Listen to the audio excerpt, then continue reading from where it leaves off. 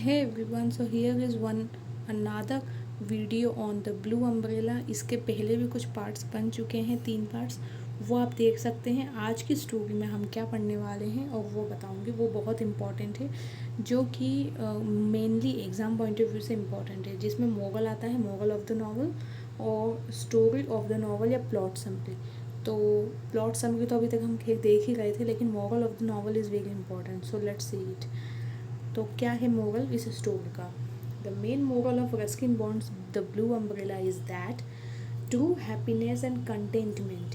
True happiness मतलब सच्ची खुशी, और कंटेंटमेंट का मतलब होता है संतुष्टि। मतलब किसी चीज़ से आप अगर संतुष्ट हैं या नहीं, सेटिस्फाइड फील करते हैं या नहीं।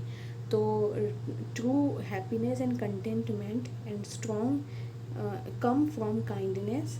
जो ट्रू हैप्पीनेस होती है, जो कंटेंटमेंट होता है, वो कहाँ से आती है? वो काइंडनेस से आती है। काइंडनेस मतलब दयालुता, जनरोसिटी से आती है, एंड स्ट्रॉन्ग रिलेशनशिप से आती है। Rather than from material positions, बजाय किसके? मटेरियल पोजीशंस के। मटेरियल पोजीशंस क्या होते हैं? मतलब आप जिस हिसाब से आप जो चीज़ें इकट्ठी करते हैं कि मेरे पास में आईफोन आ जाए, मेरा घर बन जाए, ये सारी चीज़ों से नहीं आती है। अगर आप काइंड हैं, दयावान हैं, उदार हैं, जनरस हैं और स्ट्रॉन्ग रिलेशनशिप्स हैं आपके, मतलब ऐसा तो साइकोलॉजी में भी बताया गया है कि जिनके, एक फैक्ट है ये, कि जिनके रिलेशनशिप्स अच्छे होते हैं वो लोग बहुत खुश होते हैं लाइफ में। और जिनके रिश्तों में खटास होती है, कोई भी रिश्ता हो, वो कहीं ना उदासी में आ ही जाते हैं, क्योंकि उनके पास में भले सब कुछ है, लेकिन उनके रिश्तों में कहीं ना कहीं गड़बड़ चल रही है। इस वजह से सबके साथ में अच्छे रिश्ते बना के रखना, काइंड होना और जनरस होना, ये 3 चीज़ें आपको हैप्पीनेस प्रोवाइड करती है। यही इसका मोरल है। The story highlights the dangers of grid and materialism. और जो स्टोरी है वो क्या हाईलाइट करती है? किस चीज़ के डेंजर्स? डेंजर्स मतलब खतरे, ग्रीड के। ग्रीड मतलब होता है लालच, लालच। और मटेरियलिज्म, मटेरियलिज्म मतलब ये जो आपका, इसका एग्जैक्ट हिंदी तो नहीं आ गया, लेकिन मैं आपको ऐसे ही बताना पसंद करूँगी। जैसे मटेरियलिस्टिक चीज़ें जो होती है, जो हम इकट्ठी कर रहे होते हैं, फ़ोन है, कपड़े हैं, अपने सुख सुविधा के साधन हैं, तो इन सब के डेंजर्स भी होते हैं। तो ये भी दिखाया है इसमें। While showcasing the beauty of empathy and selflessness. आपको क्या दिखाना चाहिए और ये किस चीज़ को दिखाता है? मतलब स्टोरी क्या हाईलाइट करती है? शोकेस करती है ब्यूटी ऑफ एम्पैथी।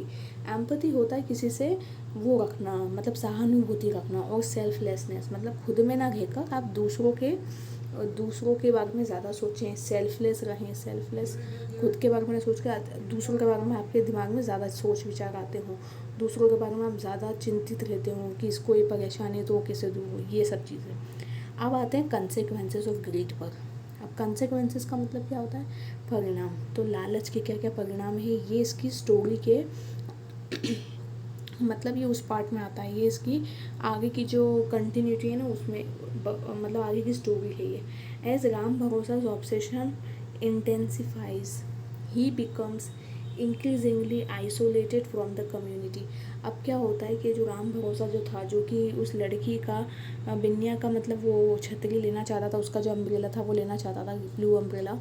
तो उस उसकी ना, उसके बारे में सबको जब पता चलता है तो वो क्या करता है? खुद को कम्युनिटी से, कम्युनिटी मतलब समुदाय से अलग कर लेता है। The villagers begin to notice his change in behaviour. लोग ना ये नोटिस करने लग जाते हैं कि राम भरोसा अलग थलग रहने लग गया है। They start avoiding his tea shop due to his growing bitterness. उसके अंदर ना कड़वाहट पैदा होने लग जाती है, क्योंकि उसको किस चीज़ का लालच है? अम्ब्रेला का। तो वो जो उसकी कड़वाहट है ना, और उसके मन में जो गुस्सा रहता है हर समय, उस चीज़ को देख के लोग उसकी जो टी शॉप है उससे, उस पर भी प्रॉपर आना पसंद नहीं करते हैं। रिजेंटमेंट।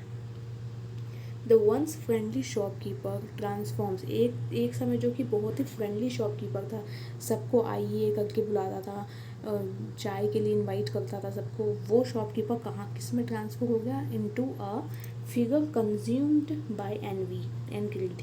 वो किस में कन्वर्ट हो चुका है? एक ऐसा फिगर, एक ऐसी पर्सनालिटी जिसमें एनवी है, ईर्ष्या है, किसी के प्रति ईर्ष्या है, और ग्रीड है, लालच है। इन कॉन्ट्रास्ट, जबकि Binya remains blissful unaware of Ram Bharosa's turmoil. और जबकि जो बिन्या है, जिसका अम्ब्रेला लेने के लिए राम भरोसा इतने प्रयास कर रहा है, वो बिन्या पूरे वो अनअवेयर रहती है इस बात से, उसको नहीं पता कि ऐसा कुछ है। As a she continues to enjoy her blue umbrella. क्योंकि वो तो अपना ब्लू अम्ब्रेला एंजॉय कर रही थी, उसको कुछ नहीं पता कि ऐसे करके मेरे से कोई रिक्शा कर रहा है। However her innocent display of happiness inadvertently in exacerbates Ram Bharosa suffering. मतलब वो ना, वो जो उसकी हैप्पीनेस है ना, उसकी वजह से राम भरोसा की सफरिंग का उस पर कोई असर ही नहीं होता, क्योंकि उसे तो कुछ पता ही नहीं है लड़की को। फिर आते हैं नेक्स्ट, द टर्निंग पॉइंट। अब क्या है, the story reaches its climax. ये स्टोरी इसके क्लाइमैक्स पे पहुंचती है when Raja Ram attempts to steal the umbrella. जब वो राजा राम जो है वो उसके अम्ब्रेला को चुराने की कोशिश करता है, but is caught in the act. लेकिन वो पकड़ा जाता है चुराते वक्त। In his desperation to escape blame. मतलब अपनी जो उसकी डेस्परेशन होती है, जो हड़बड़ाहट होती है कि वो उस ब्लेम से बच जाए, he reveals Ram Bharosa's involvement in his scheme. तो राजा राम को, जैसा आपको याद होगा कि मैंने आपको बताया था कि राम भरोसा जो था, उसने एक पर्सन को अपॉइंट करा था जिसका नाम है राजा राम। राम भरोसा ने अपॉइंट किया था राजा राम को अम्ब्रेला चुराने के लिए। तो वो क्या करता है, जब राजा राम पकड़ा जाता है तो वो किसका नाम लेता है कि राम भरोसा ने मुझसे करवाया है।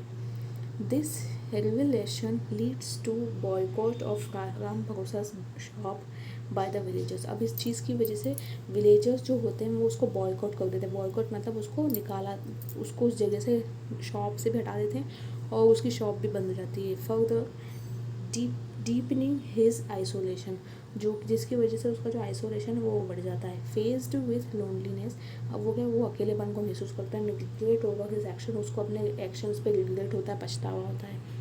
राम भरोसा reflects on what he has lost. Ram भरोसा को याद आता है कि उसने क्या खो दिया एक नई चीज़ पाने के चक्कर में। नॉट जस्ट हिज रेप्यूटेशन, ना सिर्फ उसकी रेप्यूटेशन, उसकी प्रतिष्ठा जो इतने सालों से बनी थी, but also his connection with the community. उसका जो कनेक्शन था कम्युनिटी से, वो तब उसने खो दिया। Meanwhile, Binya begins to sense that her beloved umbrella has brought more harm than good. और उसमें ना बिन्या को ऐसा रियलाइज़ होता है इस सब चीज़ों को देख के कि उसका जो सबसे प्यारा अम्ब्रेला है has brought more harm then good. कि उसका अम्ब्रेला जो खुशी देने वाला अम्ब्रेला समझती थी वो उसकी वजह से नुकसान ज़्यादा हो रहा है सोसाइटी में। और यहीं पे ये स्टोरी एंड हो जाती है। तो इसकी ओवरऑल मतलब आप समझिए स्टोरी का क्या है मोरल, कि कभी भी किसी भी चीज़ का लालच नहीं होना चाहिए इंसान के मन में। क्योंकि अगर आपके मन में पैसों का भी लालच है, किसी भी चीज़ का लालच है, तो कहीं ना कहीं वो आपको फ्यूचर में हार्म कर देगा।